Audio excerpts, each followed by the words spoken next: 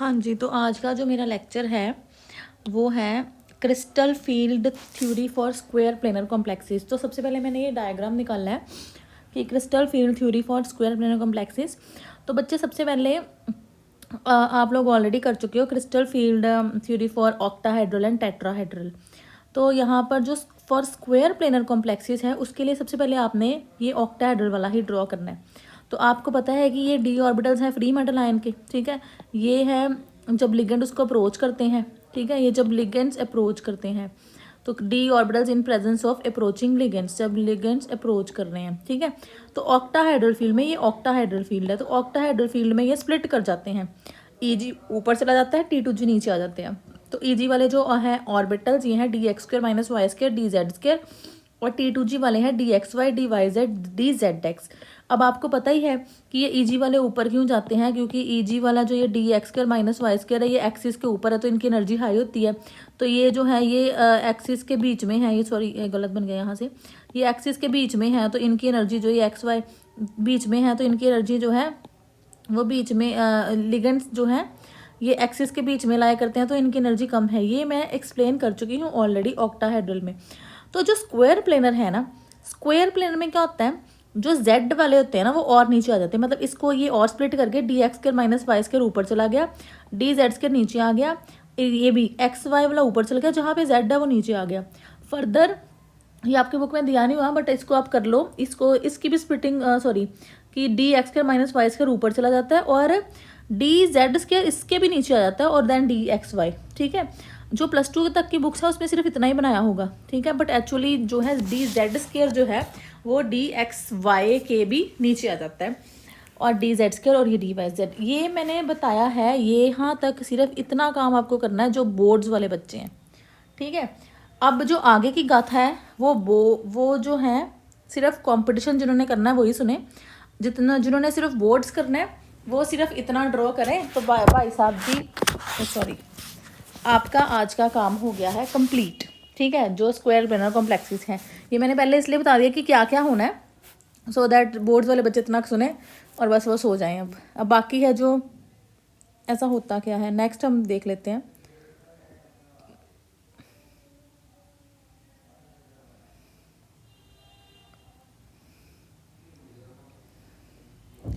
हाँ जी, तो मैंने आपको एक चीज़ और बतानी थी।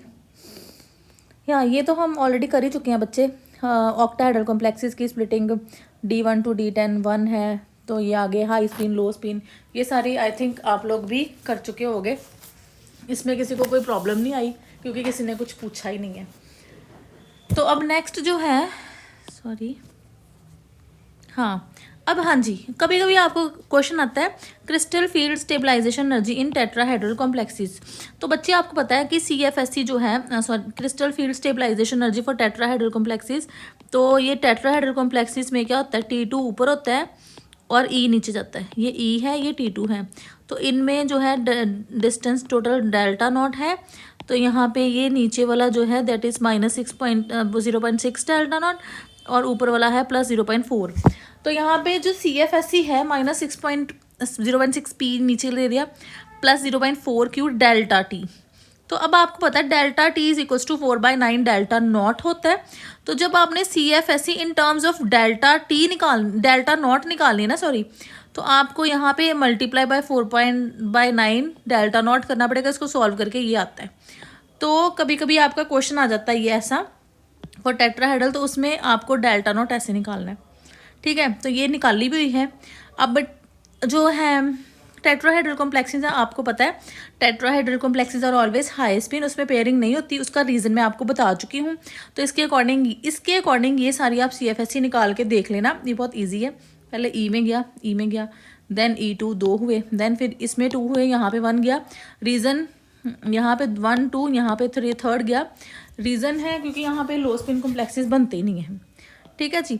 अब नेक्स्ट है जॉन टेलर डिस्टॉर्शन की बात मैं यहाँ पर कर रही हूँ। जो स्क्वायर प्लेनर कॉम्प्लेक्स है वो कैसे बनता है, ये एक ऑक्टाहेड्रल कॉम्प्लेक्स है, ठीक है। इसके मैं ये 2 लिगेंड उतार दूँ तो क्या बन जाएगा यहाँ पे स्क्वायर प्लेनर कॉम्प्लेक्स। तो यहाँ से स्क्वायर प्लेनर कॉम्प्लेक्स आते हैं। तो अब देखो, अगर जो यहाँ पे 4 6 लिगेंड लगे हैं, अगर वो 6 के 6 लिगेंड का, मेटल और लिगेंड का डिस्टेंस जो है वो सेम है, ठीक है, जो 6 जो है डिस्टेंस है मेटल कैटायन और लिगेंड्स का वो सेम है, तो उसको हम बोलते हैं रेगुलर ऑक्टाहेड्रल कॉम्प्लेक्सेस, ठीक है जी। बट अगर कॉम्प्लेक्स रेगुलर ऑक्टाहेड्रल कब होता है? जब वो सिमेट्रिक रहता है, ठीक है।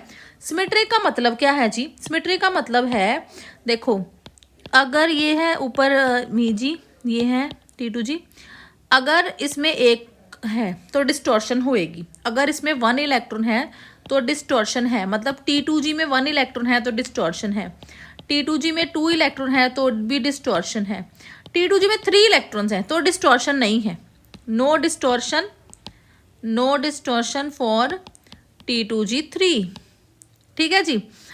अब अगर इसमें अब 1 इलेक्ट्रॉन है तो डिस्टॉर्शन होएगी, Eg में 1 इलेक्ट्रॉन है तो डिस्टॉर्शन होएगी, Eg में 2 इलेक्ट्रॉन्स है तो डिस्टॉर्शन नहीं होएगी, ठीक है जी। मतलब जब ये कंप्लीटली फिल्ड है या फुली फिल्ड है, ये खाली है, तो डिस्टॉर्शन नहीं होएगी, इलेक्ट्रॉनिक अरेंजमेंट ऐसी है तो।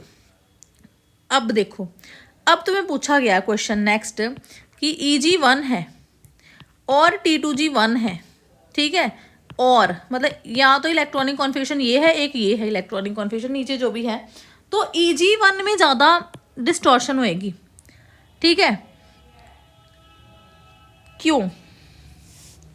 पहली बात है कि जब व्हेन आइदर T2G और Eg ऑर्बिटल्स आर एसिमेट्रिकली फिल्ड, मतलब कि जब T2G और Eg हाफ फिल्ड भी ना हो और फुली फिल्ड भी ना हो और खाली भी ना हो, मतलब T2G में 1 हो या 2 हो, Eg में 1 हो, T2G में 1 2 के अलावा और भी, T2G में 1 2 के अलावा T2G 4 हो तो यहाँ पे एक इलेक्ट्रॉन आ जाएगा, T2G 5 हो तो यहाँ पे एक इलेक्ट्रॉन आ जाएगा, तो भी डिस्टॉर्शन होएगी। अब अगर T2G 6 हो गए तो भी डिस्टॉर्शन नहीं होएगी, Eg 3 हो गया तो भी डिस्टॉर्शन होएगी, Eg 4 हो गया तो भी डिस्टॉर्शन नहीं होएगी।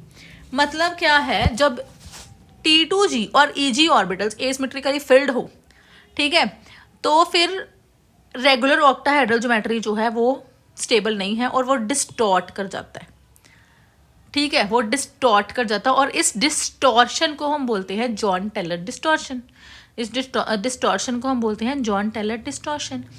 मैं बार बार रिपीट कर रही हूँ, ये सिर्फ कंपटीशन के पॉइंट ऑफ व्यू से इंपॉर्टेंट है, बोर्ड्स के पॉइंट ऑफ व्यू से इंपॉर्टेंट नहीं है, तो जिन्होंने बोर्ड करना वो मत सुने बकवास मेरी।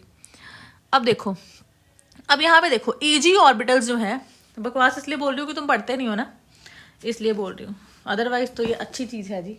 मैं ये काफ़ी, ये बुक जो बहुत अच्छी है, ये मेरे टीचर हैं उनकी बुक है, अदरवाइज तुम्हें ऐसा कंपाइल्ड वर्क कहीं नहीं मिलेगा कि ऐसे तुम्हें समझ लग जाए, इसलिए मैं ये बुक पढ़ा रही हूँ कि यहाँ पे सब कुछ कंपाइल्ड है और बहुत अच्छा दिया हुआ है।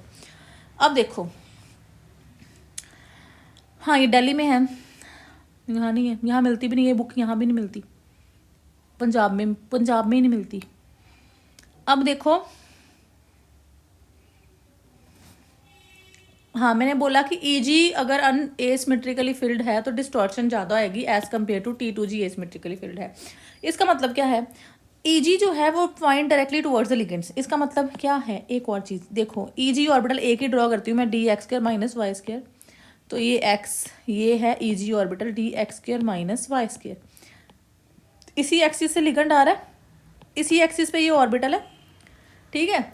तो जब Eg ऑर्बिटल्स अनसिमेट्रिकली फिल्ड होते हैं तो लिगेंड्स जो है वो ज़्यादा रिपल्शन होती है उस केस में, तो Eg के केस में स्ट्रॉन्ग डिस्टॉर्शन होएगी एज कम्पेयर टू T2G के केस में। अगर आपको क्वेश्चन आए कि Eg1 में ज़्यादा डिस्टॉर्शन होती है कि T2G1 में, तो आप लिखोगे कि Eg1 में ज़्यादा डिस्टॉर्शन होती है, क्योंकि जो ऑर्बिटल्स हैं वो डायरेक्टली जो है ऑर्बिटल्स वो लिगेंड को पॉइंट कर रहे हैं, ठीक है जी।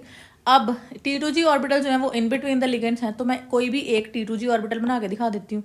T2G ऑर्बिटल जो है वो क्या है जी, T2G ऑर्बिटल, T2G ऑर्बिटल आपको पता है, T2G ऑर्बिटल 3 है, ये भी यहाँ पे dz² भी आएगा, तो T2G ऑर्बिटल अगर मैं x और y ड्रॉ करूँ, ये अगर मैं y z ड्रॉ करूँ, तो ये अगर मैं x z ड्रॉ करूँ, तो ये जो 3 ऑर्बिटल्स हैं T2G ऑर्बिटल्स, ये क्या है, यहाँ पे क्या है,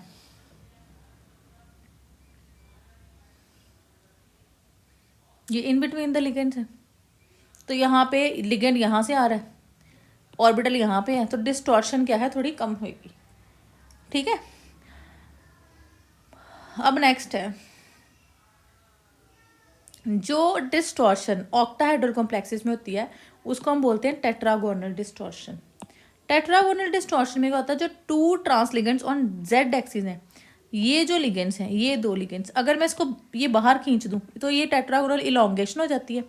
अगर ये अंदर को चले जाएं तो दिस इज टेट्रागोनल कंप्रेशन, ये लिखा हुआ जी, टेट्रागोनल इलोंगेशन और टेट्रागोनल कंप्रेशन। तो ये दो तरह की डिस्टॉर्शन हो जाती है।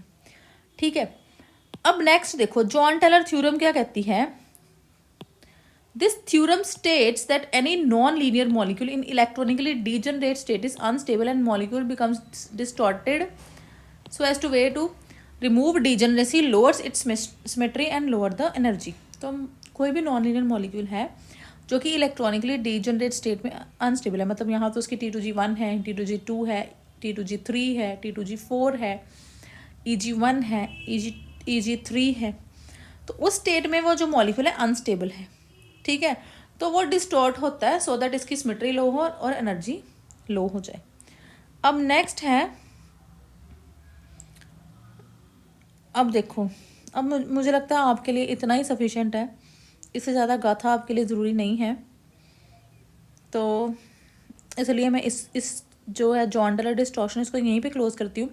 बहुत सारा रीजंस आपको ज़रूरी नहीं है, क्योंकि आपको सिर्फ इतना सा क्वेश्चन आएगा कि जॉन टेलर डिस्टॉर्शन कहाँ पे हो रही है, D1 में हो रही है, D1 ऑक्टाहेड्रल, D1 टेट्राहेड्रल, तो वैसे क्वेश्चन आप एक बार ट्राई कर लेना। तो जॉन टेलर डिस्टॉर्शन बस ये इतनी की है कि कहाँ पे होती है, डिस्टॉर्ट मॉलिक्यूल क्यों होता है, जब वो स्टेबल नहीं है, ठीक है, और वो डीजनरेट नहीं है, तो उस तब वो मॉलिक्यूल जो है वो डिस्टॉर्ट होता है।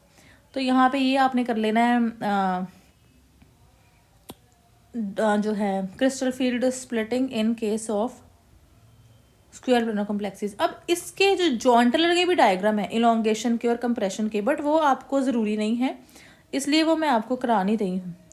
ठीक है, इसलिए वो मैं आपको करा नहीं रही हूँ कि जॉन टेलर डिस्टॉर्शन की वजह से। तो आई थिंक मुझे जॉन टेलर कराना था, वो हो गया फिनिश। ये सारे टॉपिक्स तो ये आपके सिलेबस में नहीं है। स्पाइनल्स मुझे लगता है एक बार क्वेश्चन आया, मैं एक बार चेक कर लूँगी। लिगेंड फील्ड थ्योरी भी आपके सिलेबस में नहीं है, तो आई थिंक मुझे ये जॉन टेलर डिस्टॉर्शन में यहीं पे समाप्त करती हूँ आज के समाचार। तो उसके बाद हम स्टार्ट करते हैं नोमेनक्लेचर।